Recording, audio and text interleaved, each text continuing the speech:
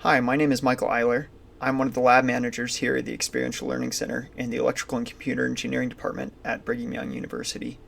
This video is specifically tailored for the spring 2021 ECIN 240 students who are learning Eagle during the semester. It's going to be pretty informal. Hopefully I'm not making too many edits and making this too perfect. This is mostly just to give you guys a basic hang of Eagle. If you want more information, you're welcome to stop by the ELC and either ask questions or join us for our semester class about Eagle and circuit board design. So the circuit we're going to be designing today is fairly straightforward. We're going to start with our microcontroller.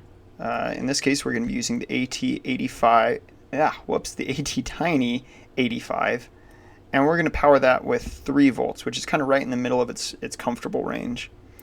So we're going to have a 3-volt signal there, and our 3-volt power supply there, and ground. And we're going to pull off one digital pin. We'll take D1, and that's going to go to the positive input of our op amp. We're going to set this up as a constant current supply. So we have our current limiting resistor down there.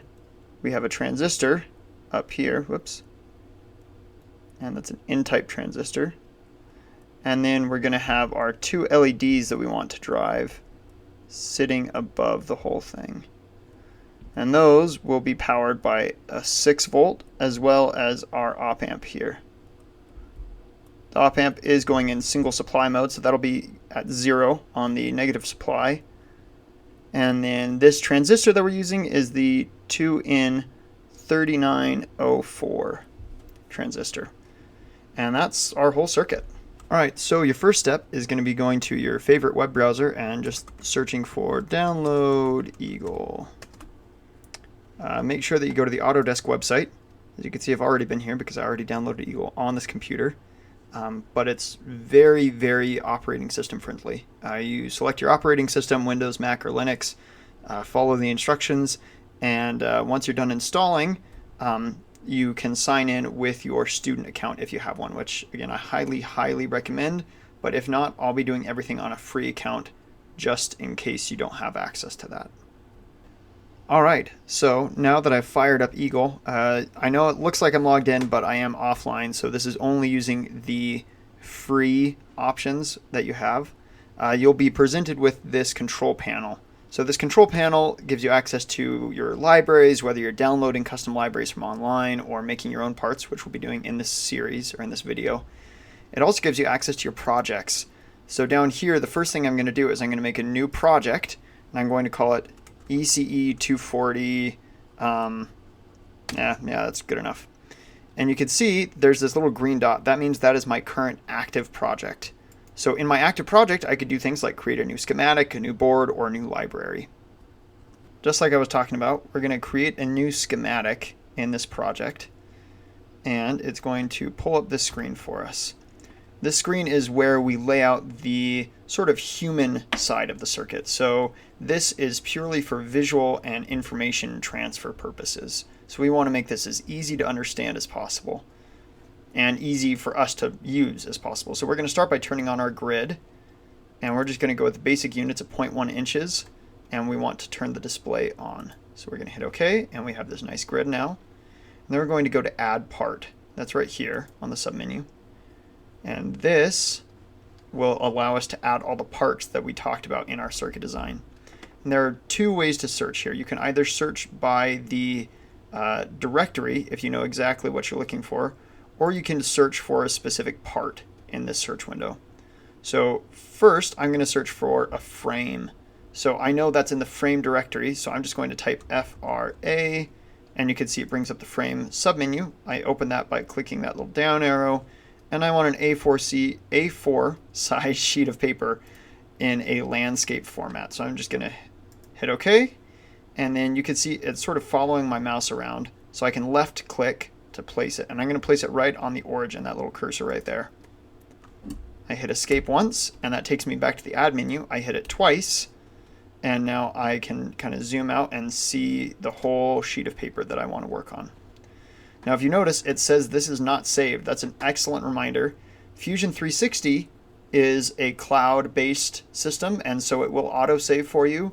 Eagle is not. So you want to make sure you're always saving your work, because if you lose it, it sucks quite a bit. You can see this is saving it inside our ECE 240 project, but we want to give it a good descriptive name. So I'm going to call this Lab 6. And if I zoom out and zoom back in, you can see it auto-updated the last time I saved it, the name of the document, and the sheet number. We're only using one sheet for this, so that's all right. All right, now we can go and add our parts for the schematic. So the first thing we need, I'm going to zoom back out, or get back out of there, is instead of starting with the ATtiny85, I'm going to start with everything else and come back to that, because they don't have that as a default component or a readily available component. So I'm going to search for the op amp first. Now to do that, you're going to use what's called a wildcard. It's an asterisk, so you just do asterisk and then LM358 asterisk. And that basically says look for anything that has LM358 in the middle of the text. So it can have any text before and any text afterwards. And you can see our result right here. So if we click that, we're like, oh great, that's what we want, but we can't add that, right? If we try and hit OK, it says we need to select a specific footprint. And what they mean is, in Eagle, you always have footprints and schematics. So what we have on the left here is a schematic. Again, that's the human visual side. This isn't actually what it's putting on the circuit board. If we click on one of these, we'll see an example of a footprint. So this is a surface mount footprint. We don't want to use that. And if you look on the side here, you can kind of see the designation. We do want a dual inline through hole package. And you can see the difference between the surface mount are red and the through hole are green. So we want a through hole package. And this matches exactly what we have in the shop. So that's great. So we're going to hit OK. And we're going to place our one part there. And if we wanted to place the second part, if you notice, it tells you the pin numbers. So I hit escape twice to go back to this. And I have pins 1, 2, 3, 5, 6, and 7. Now you might be wondering, where's our power rail? Right? We need to specify that that belongs to pin 4 and 8 belong to 6 volts and ground. We do that with the invoke command. So I need to find that again really quick. It's right. Shoot. There it is, invoke. Okay. So we use the invoke command and we click on the anchor point, that little crosshair right there. And it says, okay, what do you want to pop up? And we say we want to use the power, or we want to invoke the power pins. And now we have these beautiful power pins floating around. So I can just click them right there. And now we have our pin 4 and 8. We hit escape. And if you're ever, by the way, if you're ever lost in Eagle, just hit escape a bunch of times. That'll take you back to the default. The default allows you to, drag objects around or do a box select and then drag multiple objects around. Escape is just your best friend here. It's really, really great. By the way, the middle mouse is scroll. And if I want to rotate something while I'm dragging it, I hold the left click or the left mouse button to drag. And while I'm holding that left mouse button, if I click the right mouse button, it will rotate for me. That's very, very useful. A little bit in the schematic layout, but definitely when you're doing the board layout. Okay, so I don't actually need this part, so I'm going to delete the other one, but I do need the power rail and the one amplifier inside the LM358. So I'm going to start with that. All right, now that we have our op amp on here, I'm going to go and add some other parts. So if you delete everything and then hit enter, it'll take you back to all of the options because it's searching for everything available. So we need a couple of resistors. Actually, we only need one. So we're going to go all the way down, and you could either type RCL. Well, you got to go a little faster, RCL. Or you could just look for the RCL sublibrary. We're going to expand that, and we want to look for the US style of resistors. And I'm going to double click here to kind of expand that menu out. And I can either go for the compact, what these numbers refer to, I guess I should explain that. So you have the O204 stands for the diameter and the length of it. And then the 2V stands for vertical, or the 5 stands for horizontal. The V stands for vertical. So if there's no V, then it's horizontal. So I find the ones that fit the best for me are the O2077 or the O2072V, which is a vertical package for the same one. So go ahead and pick whichever one you're going to use. I'm going to use the horizontal package in this case. And I'm going to hit OK. And remember from our schematic, we need one right there for our pull-down resistor. And that's it. I'm going to hit escape to go back to my menu. I'm going to close that submenu and close that submenu. Now I'm going to search for LEDs again. So I'm going to do star, LED, star, or asterisk. Right, you can see there's a lot of stuff going on here. I'm going to go down. I know it's a diode. That's not quite right. Here we go. LEDs. That looks a little better. Let's look at this. Aha, here we go. 3mm, 5mm, and 10mm. 10mm are pretty massive. 5mm usually work pretty well. So we know that we need 2 of those, and we want the cathode facing down. So I'm going to put one and the other one, just like that. Hit escape. And then let's search for the 2N3904. And remember, I have those asterisks before and afterwards. If you don't have those, it doesn't bring up all of the options. You can see one of those submenus disappeared. So these footprints, this is what's called an offset footprint. So the pins don't quite line up with each other. If we put those asterisks back in there, you can see this other submenu showed up, and this one has an inline package, and this is what we carry in the shop. So this is the one that we want to use. So I'm going to go ahead and put that right there. And we're almost done. The last thing we need to do is add our ATtiny85 and our battery connection. Before we can do that, we need to add an ATtiny85, because if we search for ATtiny85, you can see it doesn't bring anything up. And the size battery that we're using is a 2032. And if you search for that, although they have some, we don't have these style connectors, so we can't use these. So I'm going to go ahead and pause this and show you how to import a custom library and how to make a custom part. We're probably going to start with the custom part first. We'll make the ATtiny85, and then I'll show you how to make the battery packs, or import a library for the battery pack. So we'll go to that point.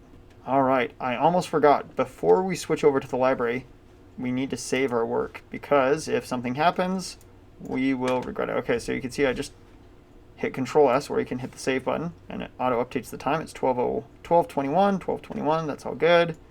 By the way, to pan, I'm holding down my middle mouse button. This should have been mentioned earlier, but please don't use Eagle without an external mouse. You can, and that's fine, but it gets really rough really quick. So, all right, now that I've saved and closed my schematic, I'm going to right-click on my project, and you can see it's still active. I'm going to right-click and go to New Library. And what we're going to do here is we're going to add a symbol and a footprint for the ATtiny85, and then we're going to combine those to make a device.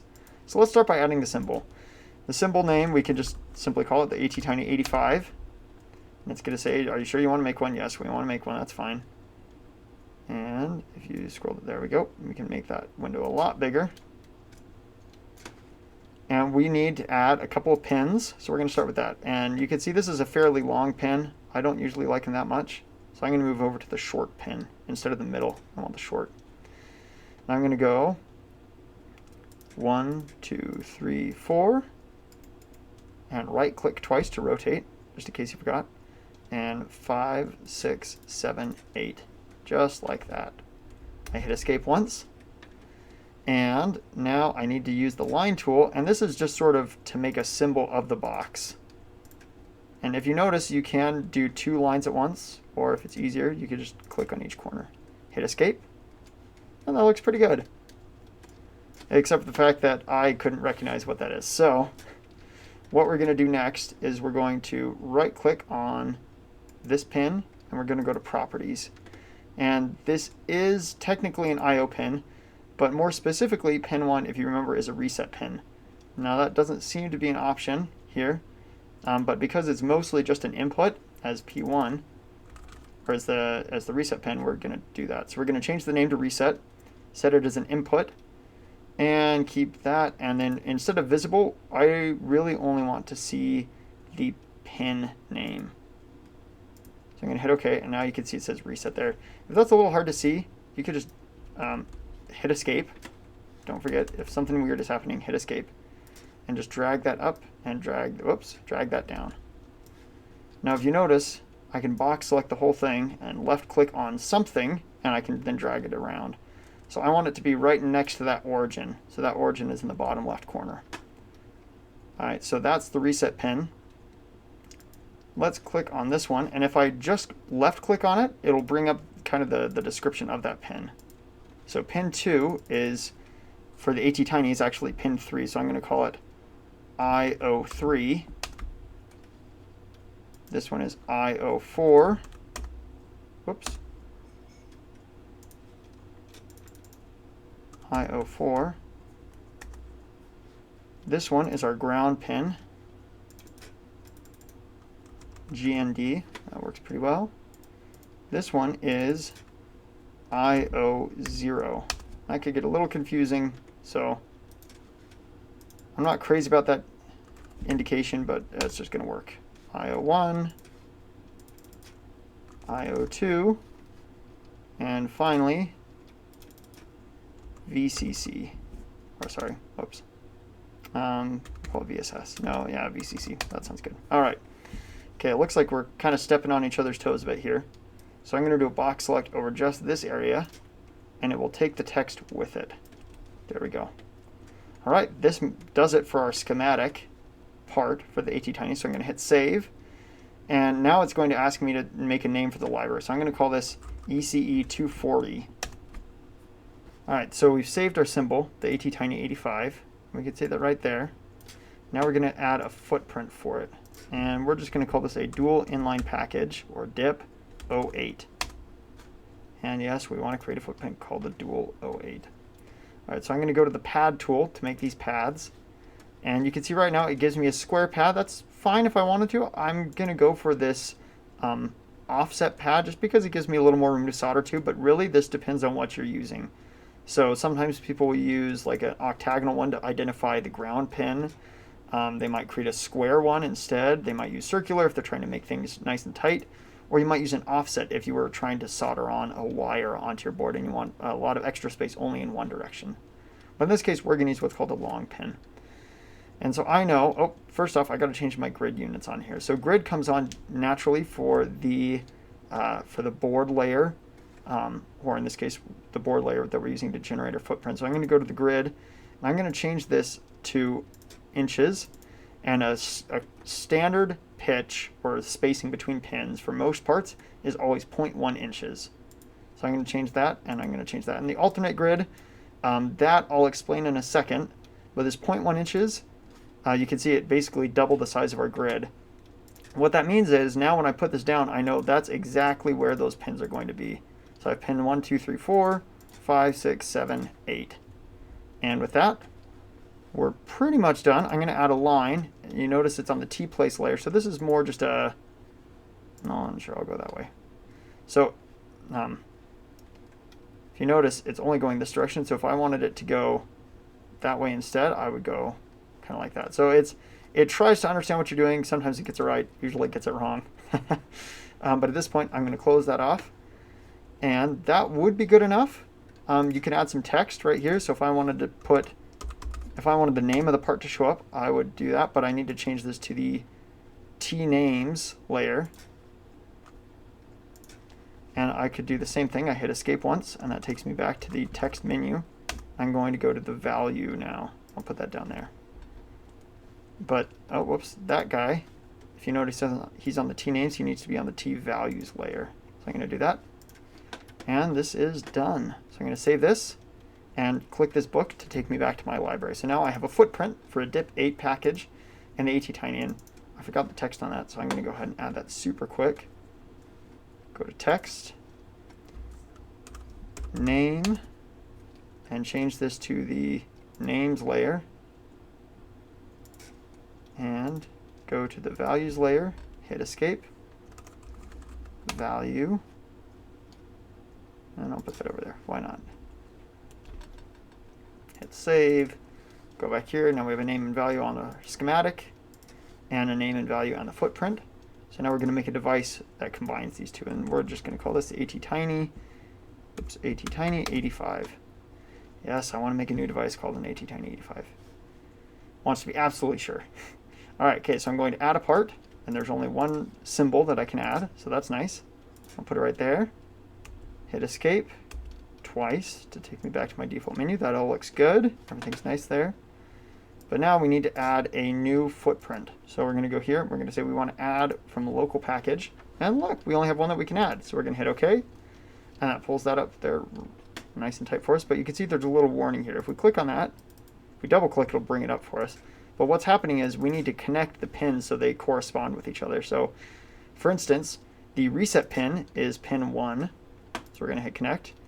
Then it's pin 3 is pin 2. Pin 4 is pin 3. Ground is pin 4. And then pin 5 is, and if you notice, we keep the order right here. So it's 1, 2, 3, 4, 5, 6, 7, 8. So pin 5 is pin 0. Or digital output is 0. Digital input output 1 is pin 6. Input output 2 is pin 7. And VCC is pin 8.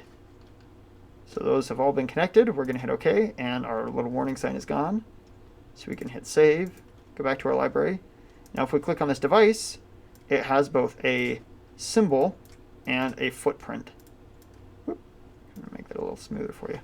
All right, so I'm going to save this library, and that's it for making our custom part. All right, so we've exited out of our library, and you can see it showed up inside our project folder. But that little dot next to it is gray, so we need to click that to initialize it and allow us to be able to see it. All right, so the name of the library is ECE240. So if we open up our schematic, turn our grid back on, and then go down to add a part, and search for ECE240. Hey, look, there's our custom library and our custom part. Nice. Doesn't quite look as pretty as the others, but that's okay. Will work just fine. I'm going to hit escape twice so I can kind of move it around a little bit. And you know, that looks pretty darn good. Our IO pin 1 is easy for us to connect. Now the only thing we're missing at this point is the batteries. So we need 2 battery symbols. And to get this, we're going to import a custom library that will be available on Learning Suite under the Lab Resources tab.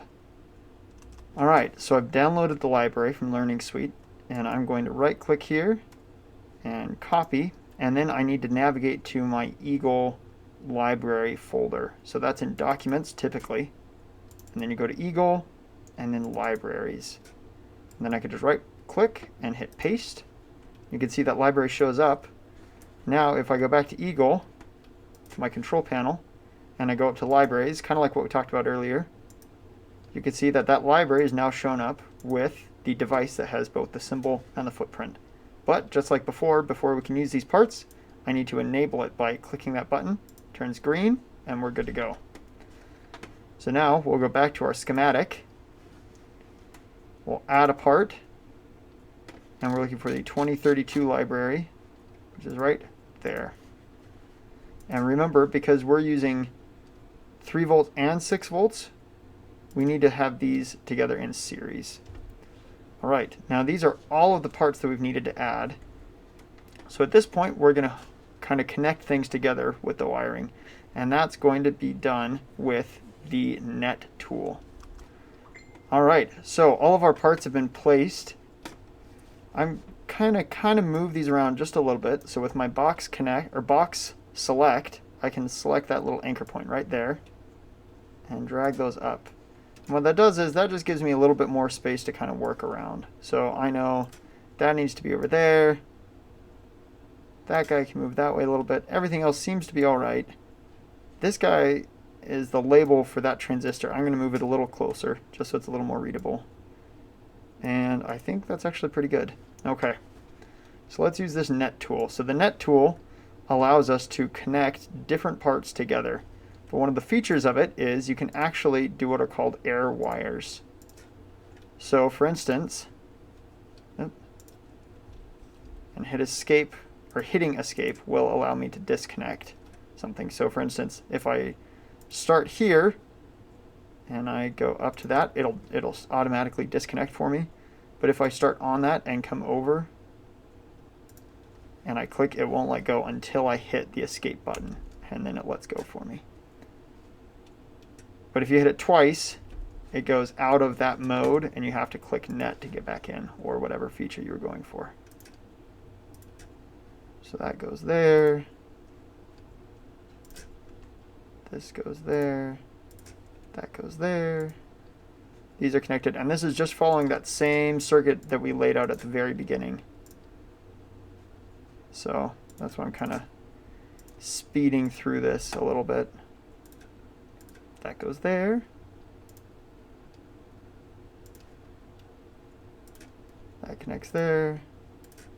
That connects there. Hit escape. That goes there. And I think that's all the wiring. Okay, now let's explain air wires a bit, because you're looking at this going, okay, well, don't I need to connect my 3 volts together? Well, we can do that with what's called the name tool. So the name tool not only names components, for instance, like the ATtiny85, or the LM358, or the, you know, instead of transistor 1, we'll call this 2N3904, 3904. But it also allows us to do things like name traces. So this will be 3 volts. And then if I click this and call that 3 volts, and it's going to warn me and say, are you sure you want to connect these? Yes, I want to connect them. And now those are connected, even though they don't look like it. This is one of those features where we talked about how it's a little different in a human readable format than it is on the actual circuit board itself. So I'm going to go ahead and label all of those. And every time you have duplicate connections, it's going to warn you just like that. Oh, I don't want to connect that to ground. That would be a little bad. I want that to be 6 volts. I want this to be ground. That needs to be 6 volts. And that needs to be ground. All right, now all of the tracing is done. The last thing I need to do is determine the value of resistor here. So if I have 3 volts at this point, because those are going to match each other when that's high, and I want 20 milliamps flowing through each one of these LEDs, that would be 20 milliamps plus 20 milliamps is 40 milliamps. So 40 milliamps with a 3 volt drop, let's see, 3 divided by 0.04 is the same as 300 divided by 4, which is around, oh goodness, math, don't fail me now. Let's see, if we divide it into quarters, that would be 25 times 3 is 75. Okay, so we need this to be a 75 ohm resistor. And we can label that with the value button. So the value button right here, we'll click on that anchor point and say 75. And now we know when we look at this that that needs to be a 75 ohm resistor. All right, this is all finished and ready for us to hook up. So let's go ahead and save it so we don't lose our work.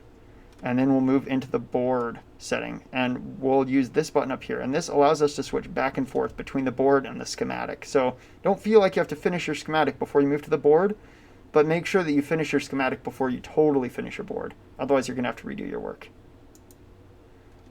We'll click that button, and it's going to say, there is no board file yet. Do you want to make it from the schematic? That's exactly what we want to do. So we'll hit yes, and it will bring up this new window.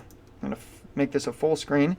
And you can see here we have a couple different things. So this is, it just kind of populates it populates a board shape for us to use, and it puts all our components off to the side. So what we need to do now is lay those out, and we'll do that in the next section. All right, so we're in our board file, kind of where we left off last time. The first thing I always do is I turn on my grid. So I change my units to inches, and I change that to 0.0 or 0.1. And I'll change my alternate grid to inches as well. And that alternate grid, what that does, oh, I need to turn my grid on, or display on. What the alternate grid does is, if you notice, if I drag this battery, and in order to click a component, you have to select its anchor point, which sometimes can be hard to grab. It's that little crosshair. That's why I always like to put it in the same spot every time, that bottom left corner. So when I move this component around, you can see it only moves according to each grid. I mean, that could be really, really annoying, especially if you need to do finer motion. So what I'm going to do is I'm going to hold that Alt arrow, and now it goes to my alternate grid. And so then I can place it exactly on those crosshairs, and I'm not worried about trying to fuss with that. But now if I'm not holding the Alt key, it'll let me go back to my gross movement. All right, so now that I've explained the alternate grid, let's go ahead and lay out a kind of a gross, meaning large, not gross isn't disgusting, a large layout for where our parts are going to go. And you can see these yellow wires represent the connections that need to be made, and they're kind of going everywhere. It's really ugly. It's not very clean. What What's nice is, though, we can use a tool called Rat's Nest to help us sort of clarify what's going on.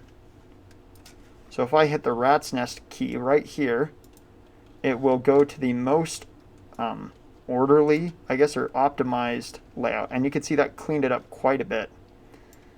All right, so I'm going to rotate that and put that there. And I'll take this guy and rotate it down here.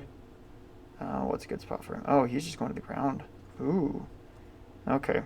This is, for me at least, kind of the fun part of circuit design, because it involves a lot of just kind of puzzle work. You know, you're just kind of going in there and seeing what fits well and where exactly you want to place things. Now, if you notice, I'm using my alternate grid to move my components. So instead of the anchor being on the grid, I want my points to be on the grid. And that'll make sense in just a second. Because when I put this here, or I guess I'll explain it in a little bit.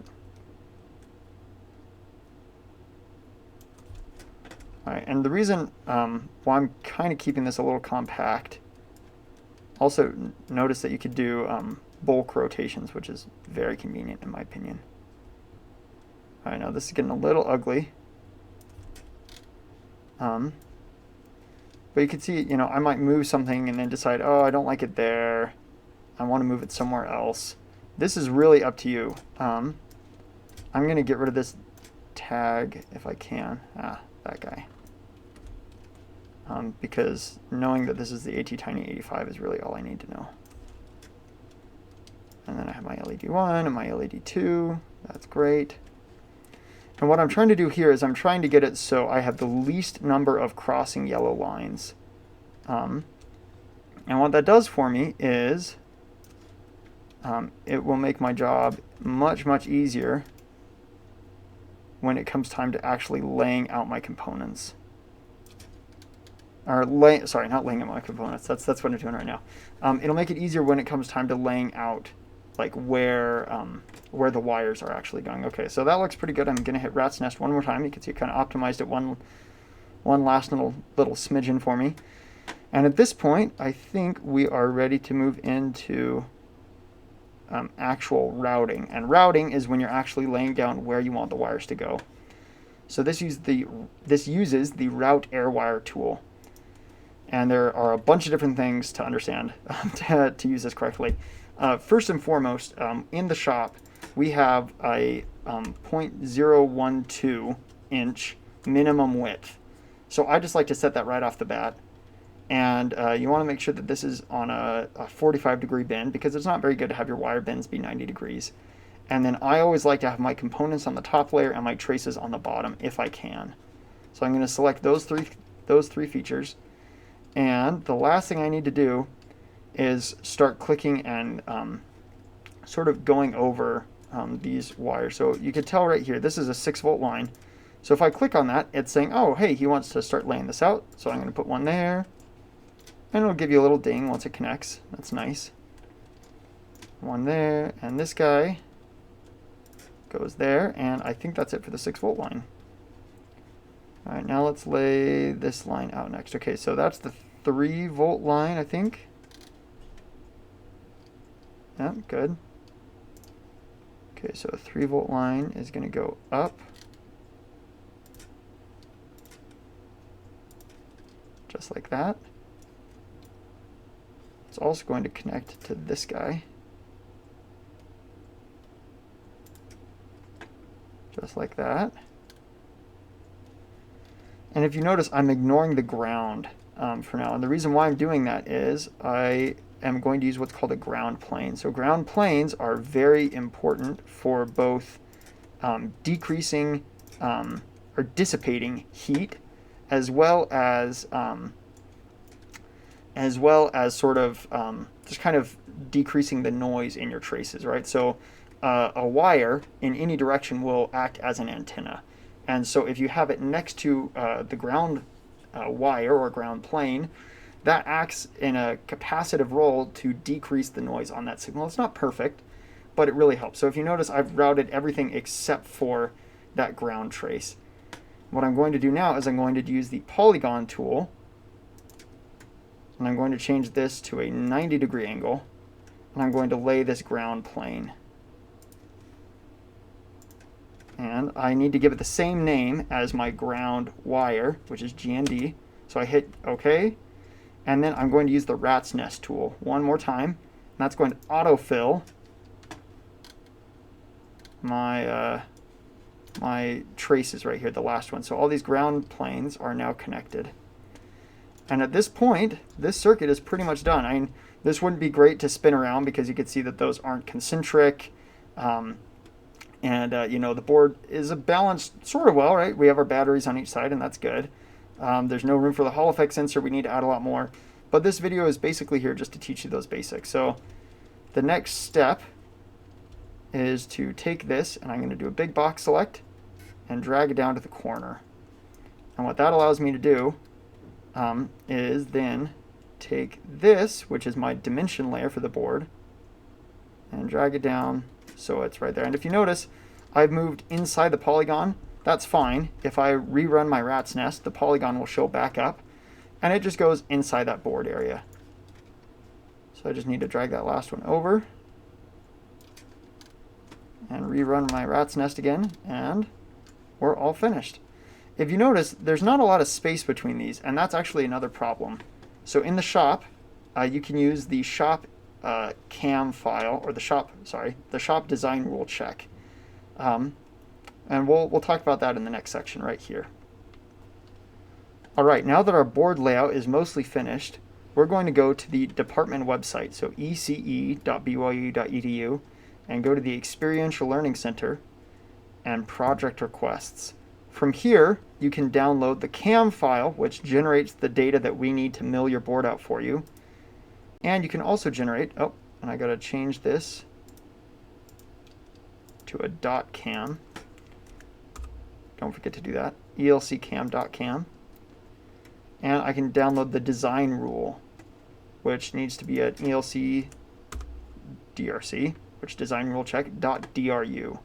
So I'm going to save both of those in my downloads. All right, in my downloads folder, we can see the elc.drc file. I'm going to open up my documents, Eagle, and right here I have my design rules and my CAM. So I'm just going to drag DRC into my design rules and my ELC CAM into my CAM folder. All right, now that I've installed my DRC file from the shop, I can click this arrow button to expand my menu and go down to the DRC check, or design rule check. You can also get this, by the way, if you go up to File, you can go to Tools, there it is, DRC. All right, so we want to go to we want to load a DRC, and if you notice, it's right there, ELC DRC, and this essentially sets all the defaults for us. So like the wires have to be so far apart, they have to have a certain width or thickness, you know, all of that information. So we're going to run a check here, and in the bottom left it says no errors, but if you notice, that looks like a really thin line. That's because we need to rerun our rat's nest. When we rerun it, all of a sudden that goes to a much more appropriate distance for us. All right, now that that's done, we can populate our CAM file. So we're going to save it like we should. Go to our CAM processor, and we're going to load a job file. So open a CAM file, and if we go to our CAM folder, we see ELC CAM right there. Open, and just process job. This is going to save it as a zip file, which I highly recommend, because then you can send this folder to us. Right here it is, right there. You'll fill out the project request just like you did for 3D printing. It will email you, and you'll attach this zip folder. And we'll take that and process your board and email you when it's ready for pickup. This concludes our Eagle speedrun tutorial. This was far from comprehensive. There were a lot of edit mistakes and just like that. If you have questions or comments, feedback, if you have things that didn't quite make sense, reach out to the TAs or myself, or eventually any of the shop techs at the ELC, and we would love to help you work on your PCBs there. Thank you so much, and good luck with your projects.